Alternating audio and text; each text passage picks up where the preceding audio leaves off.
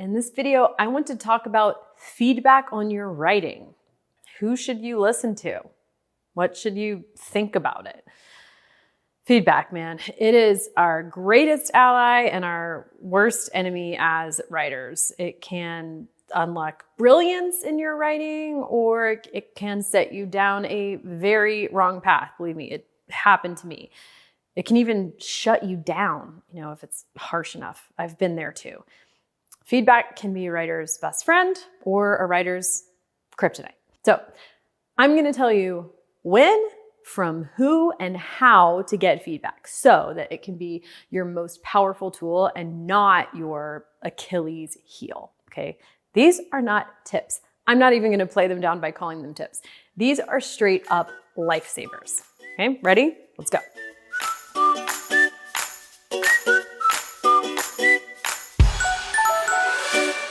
Okay, quick story. Picture this. I am in my first writing class after quitting my job as a lawyer. And I've decided I want to write a book. I've started writing a novel that I've only just had an idea for, and I've submitted the opening pages of this novel to my class. And I've just gotten back their comments. And I'm reading things like, what's the inciting incident? Maybe the scene should be a little shorter. I don't understand what this character's motivation is here. And I'm sitting there and I'm thinking, wait, is this how writing works? I don't even know what these characters' journeys in the book are going to be yet. And I'm supposed to be stopping to make this scene tighter or thinking about inciting incidents. What's an inciting incident? I don't even know. Maybe I don't know enough about writing to write fiction. Maybe I need to read some books about craft and then start writing. But writing a story around a template with things like inciting incident into it, and it sounds terrible to me and boring, so maybe I don't want to be a writer. Like, I was spinning into this sort of existential crisis around writing. It was awful. And this was why it took me 6 years to finish my novel. Because the sad thing is most writing classes are based on the feedback model. Just like this still, okay? People join the class, you submit writing to the class, and you get feedback from your peers. Now, we don't do that in my writing program, and now you know why. I want to spare you this misery. So here's how I recommend you should actually use feedback. My first tip is to finish your draft before you get feedback from any randos, okay? A rando is anyone who is not a professional giver of writing advice, like an editor or a teacher. You can totally get feedback mid-draft from professionals at giving writing advice. Why? Because they're trained in how to give you feedback that's probative, meaning it's probing into your purpose and vision, asking questions that help you clarify what you want to write, instead of just saying things like, I don't like this, or I don't like that, or you lost me here, which is the kind of things that peers in writing classes say. Randos, meaning other readers, are going to be useful for you to hear from down the line, like once you have a draft. We can't hide from them forever. But I want you to finish your draft first before you just start sending it out to, your aunt and your cousin and your ex, so that you know what's even there before you subject it to just broad criticism from everybody and their brother. Otherwise, you risk writing to please others. And that is like a surefire way to get derailed, okay? You are the only one with the vision, and so you need to execute on that vision first and understand what you are doing before you are prepared to hear others' opinions. The exception is, an expert guide, a mentor, a teacher, because they know how to give you feedback that's helpful mid-draft. All right, tip number 2. With any feedback you get, no matter who it's from, I want you to consult your gut. How does the idea of implementing this feedback make you feel? Is it nervous but excited? If so, that's a really good thing. Does your body lean in? Do you, feel like this sort of tingly sense of like, I can't wait to get started? These are all signs that you've gotten good feedback, meaning it's feedback that resonates with what you're trying to do in your draft. It's feedback that, a sort of deeper part of you thinks that's in line with what we're creating here. On the contrary, does the feedback fill you with dread? Does it make you sort of fall flat? Does it make you already feel tired before you have even started implementing it? If the feedback, and I mean any little piece of feedback, there is no such thing as too small. It could be change this name or take out this paragraph or rewrite the whole book, big or small, doesn't matter.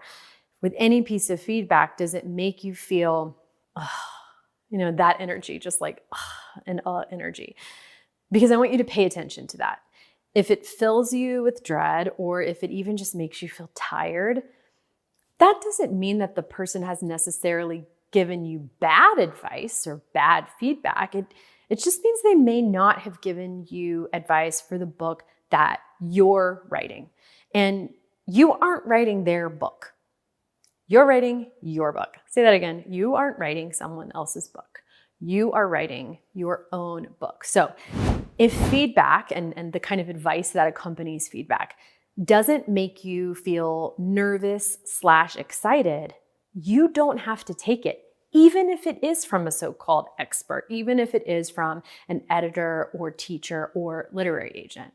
And frankly, you probably shouldn't take it unless it makes you feel nervous and excited.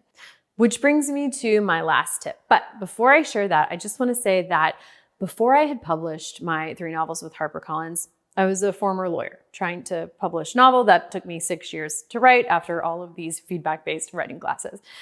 But one day, something clicked.